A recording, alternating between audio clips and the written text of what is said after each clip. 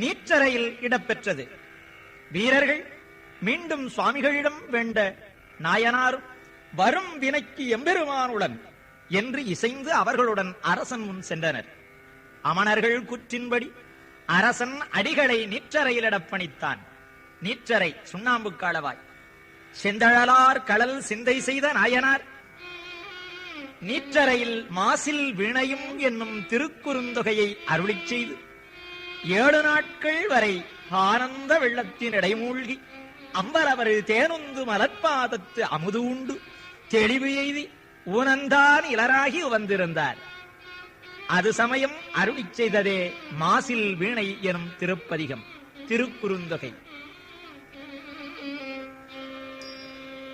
மாசி வீணையும் மாலை மதியமும்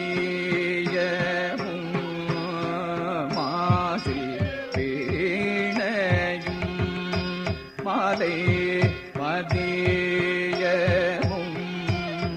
வீசு தென்றலும் விங்கிழவே வீணையும் மாலை மதியமும்